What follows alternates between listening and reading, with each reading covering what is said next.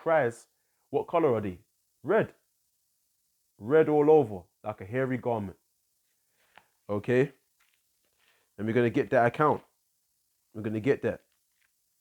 This is Genesis chapter 20, 5, verse 21. And Isaac entreated Yahweh for his wife, right? Because she was barren. And Yahweh was entreated of him, and Rebekah, his wife, conceived, meaning she became pregnant. Because before she couldn't become pregnant because she was barren. And the children struggled together within her. And she said, if it be so, why am I thus? And she went to inquire of Yahweh. So, right, so she had 2 children within her, and they were fighting, they were struggling. And we're gonna find out who that was. So she went to inquire of the Lord, meaning she went to a prophet. What proves that is this is 1 Samuel's chapter 9, verse 9. Before time in Israel, when a man went to inquire of God, thus he spake, come and let us go to the seer. For he that is now called a prophet was before time called a seer. So Rebekah went to inquire of the Lord, meaning she went to a prophet to find out what the hell was going on inside her stomach, man. Meaning this was something unusual. She went to a prophet, a holy man, to find out what the hell is going on. Because our people are very spiritual. You so-called white people are not spiritual. You believe in scientists. You believe in scientific explanations for every damn thing. Our people, we are very spiritual. We went to prophets, a holy man. And this is what the holy man said, verse 23. And the Lord said unto her, 2 nations are in thy womb, and 2 manner of people shall be separated from thy bowels. See, our God is a God of separation. And the one people shall be stronger than the other people. And the elder shall serve the younger, shall be a servant to the younger one. You see that? So you see what's going on? One people is stronger than the other. That shows you that there's no equality among people. One nation of people will be stronger than the other nation. Who's stronger at the so-called black man and so-called white man? Who's trying to imitate who? Or you might say, oh, you got certain black people trying to talk like white people too. Yeah, it's because they're lost, they're ignorant. They don't know themselves. White people know that we're better than them. Physically, our talent is better than them. Our talent is better than them, man. We're like the salt. The scriptures say that we're the salt of the earth. We're the flavor. We bring the flavor in our music, the way we sing, the way we dance. We're stronger people. We're more resilient. That's why the so-called white man took us as slaves, because he couldn't do it himself because his damn ass is too lazy. Okay? So it says, and the one people shall be stronger than the other people, and the elder shall serve the younger. And when her days to be delivered were fulfilled, behold, there were twins in her womb. And the first came out red. The first came out red all over like a hairy garment, and they called his name Esau. The elder shall serve the younger. The so-called white man, his destiny is to be a servant unto our people. The servants have ruled over us. The so-called white man is ruling over us right now. But his future is to bow himself down because he afflicted us. All they that have afflicted us shall come bowing down at the soles of our feet. That's the prophecy. Okay? And after that came his brother out, and his hand took hold on Esau's heel, and his name was called Jacob. And Isaac was 80 years old when she bare him. You see that? So that's a how can I say, omen, or that's a symbol showing you that we're gonna take the so-called white man out of power. When Jacob held Esau's heel, we're going to be the end of him by the coming of our Messiah. Our Messiah is a so-called black man from the tribe of Judah. So we're going to be the end of Esau. Okay? That's right. That's right.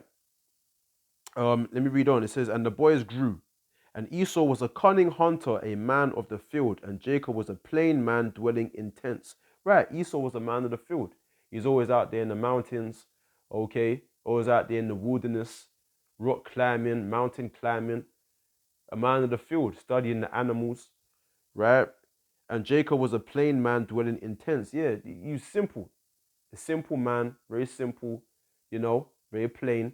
And we look at the word plain, the description there is perfect, complete, not lacking physical strength or beauty, sound, wholesome, moral, and integrity.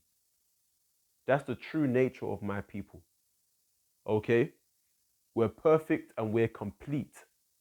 Esau's not complete. That's why it's called Esau, because his flesh is half consumed. He's incomplete. He's raw. His flesh is raw.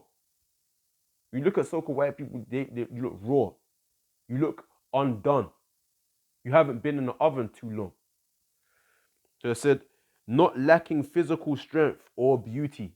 We're very beautiful people and strong, resilient, sound, wholesome, moral, and integrity. We're actually very moral people that have integrity. But through the mingling of our people with you other nations, we've learned your works and we've perverted our way. Okay? That's why we're trying to get our people to repent and come out of the mannerisms of you other nations of people and learn the ways of old, where your integrity was, where your morality was, where your sound of mind was, right? Where your completeness was.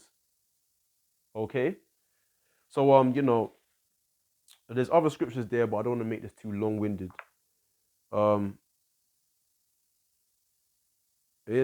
What makes you think the people of Esau are white and not just a different tribe from the Middle East? Well, we proved that that's Esau. I mean, there's various other topics showing you that Esau, Edom, is the people in power.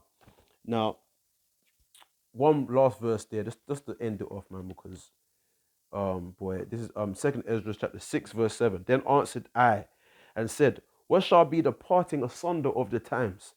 Or when shall be the end of the first? And the beginning of it that followeth. So Ezra is saying, listen, when's going to be the end of this time? And the beginning of our time to follow. And he said unto me, from Abraham unto Isaac, when Jacob and Esau were born of him, Jacob's hand held first the heel of Esau. What is this indicating? For Esau is the end of the world, and Jacob is the beginning of it that followeth. So when this world ends, when this time, this age ends, who's going to be in power? The wicked. The serpent, which is the devil and Satan, which deceived the whole world. Esau, the so-called white man, has deceived the whole world. And that's why the Most High has sent us to bring out the truth. Okay? And who's the beginning of it that follow? Us. Okay? People think we're crazy, right? But who cares, man? Okay, this is the truth. But what else we got here? Question 7, last question. Why would you follow a religion that your ancestors were forced to adhere to on pain of death? Well, first and foremost, what we were given was this. This is what we was given.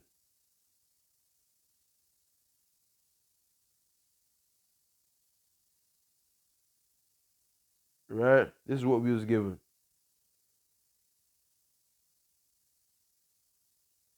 We was given this guy.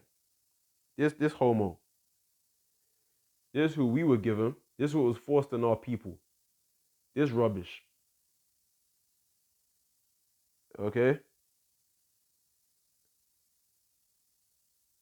Uh-oh. Yeah? This guy. This isn't the anointed one. This is not the Messiah. This man was Cesare Borgia. He was the sixth son of Pope Alexander the Sixth of Rome. He was a son. He was a son of Pope Alexander the Sixth of Rome, or Rodrigo Borgia. That was his father, Rodrigo Borgia. Look up the Borgia family. That's who this guy was. All right. Hold on. That's who this guy was. This guy here, Cesare Borgia, and it was Leonardo da Vinci right, that painted this, and this image was used as a way to deceive the world. That was imposed on our people. The fake, false um, version of Christianity that's being taught inside these churches. That was the plantation slave Christianity, the lies that the so-called white man has deceived the whole world. Our job is to destroy all of that using the truth of the Bible. Okay, so the Bible is a real book. It's true. But what you was taught, what our people was taught was lies.